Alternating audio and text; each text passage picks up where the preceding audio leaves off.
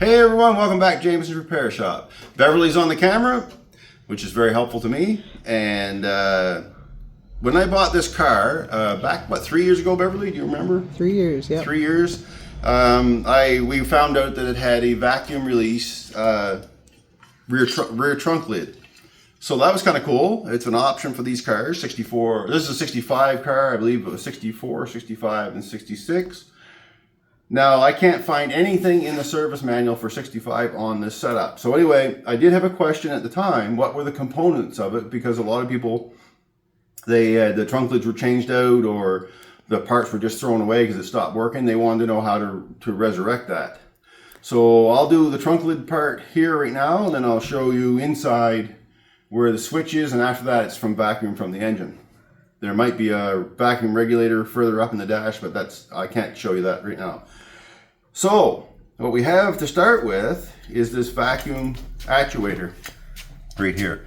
So what that does, it just bolts through. There's a plate, a blanking plate right there. It's all made of plastic, so highly likely these have gotten destroyed over time. So what they do is when the vacuum is applied here, and the vacuum hose, I'll start with where it comes from the body, it goes up along the hood hinge, through this grommet here, and in through here, like inside, and then this all sits in there. But anyway, so what it does, when you apply vacuum with the switch, it pulls that forward, which unlocks the trunk lid. So how this goes in, and it's a little bit finicky, but not hard. So when this trunk lock and this latch is in place, so the latch will go like this, the trunk lock goes up underneath, well, down from the top when it's all together. So when you can imagine it all together like that, this rod is inside here. I may have this wrong, but I'm pretty sure that's how it goes.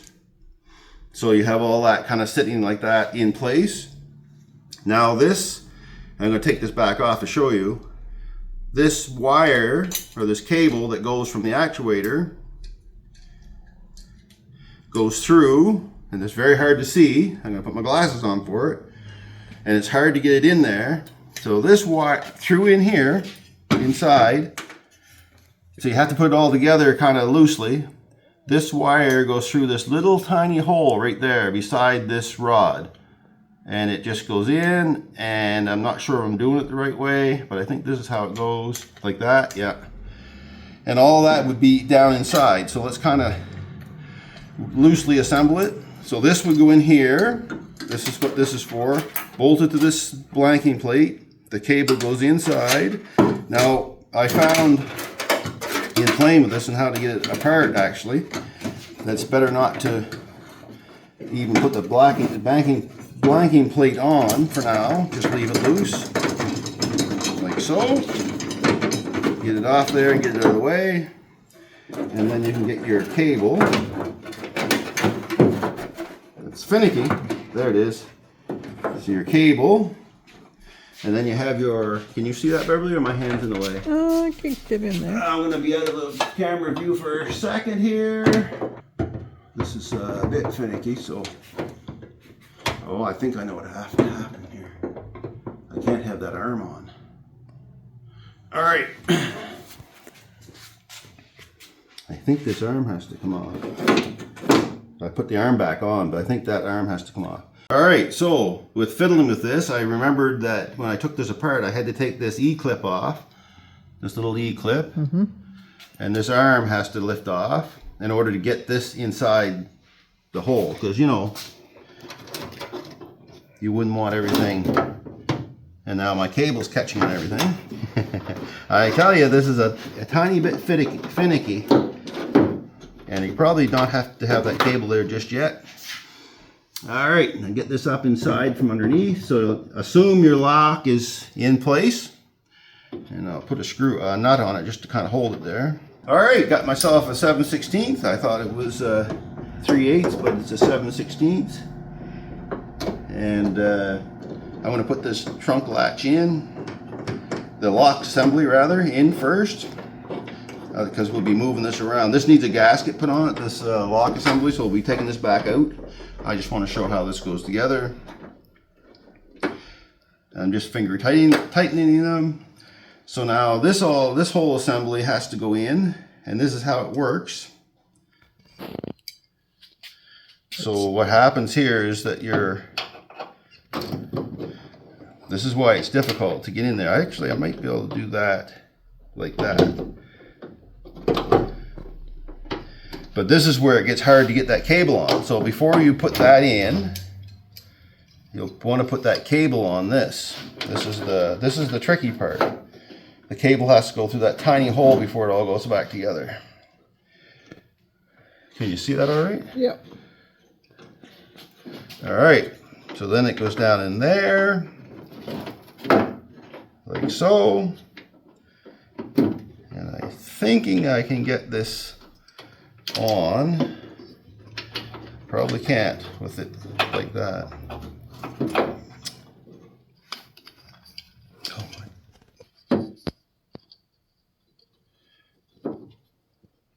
I don't know how these people at the factory, hopefully you can see that. So you get it all assembled, See if I can get in there. and then get it back down over the lock tumbler. So I'm going to put a couple of bolts in here as well.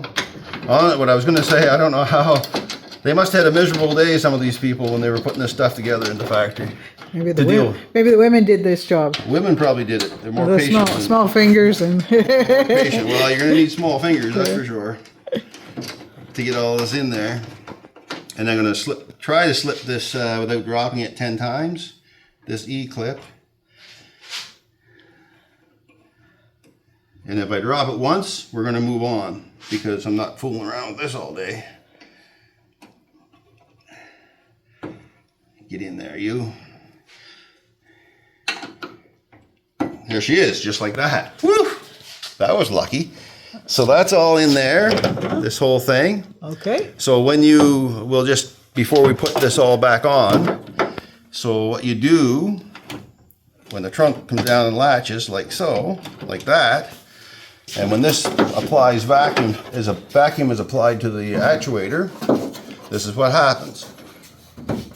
Like that. It's all loose there, so it's, and that's how it goes. And then you have to put this piece back on, like yay. Before you put that on, you should do that one more time. Okay. Just show it one more time. All right, let me get this on. I'll latch it. And these aren't tight, so everything's moving around in here. All right, just like that. So I'll pull on the cable one more time. And that's how it works. And the vacuum comes through here, through a hose that runs into the glove box, and we're going to show you that. So that's where the switch is in the glove box for this. So let's get this kind of back together. Now, people that do this probably, well, I don't know who does this every day. They'd have to have a lot of Thunderbirds to do this every day, or they're not doing it right every day, one or the other, and have to redo it, like me. And put the screws back in, and I'm just hand tightening these like that, and then this all fits in there like this, and then there's a bunch of screws that go around, and I just forget which ones they are, but I'll sort it out. I think it's these little guys right here. You have to put your vacuum hose on. You have to put the vacuum hose on first, obviously. Yeah. So your vacuum hose, yes, Beverly, thank you. Vacuum hose will come through and in there, like I said. So Beverly wants to follow me over to the Thunderbird. If she come down the driver's side, I'll go in the passenger side, and we'll show you where the vacuum comes from, how you activate it. Like that paint job. Oof. All right, inside the car. Now you're, as the driver or the passenger, you would open up the console, the lid on the console, take all your stuff out because you'll need to take it out. And down in here, now we're lit up pretty good. You can see it. There's a vacuum. This is your vacuum release for the rear trunk deck or trunk lid. So you just pull it back and wait a second, and you'll hear the little click back there. Huh. And then the vacuum line, and actually this one here, it runs through the console back here, and this is the actual vacuum line right here. It goes up through this by the trunk hinge. right by the rear armrest. Man, there's a lot of cleanup to do in here. And that's it. Then as far as forward vacuum, I believe there's a vacuum restrictor or a regulator. Man, dusty. Up in under the console here, but I can't show it to you because everything's together. There's also a little grommet that goes over that piece like that. Oh, fancy. If you still have it, that's great. If not, I think you can buy them. I'm not sure. That's the parts that you need if you're going to resurrect the remote release for the rear deck. Hopefully that was helpful, and thanks a lot for watching, and we'll catch you in the next one.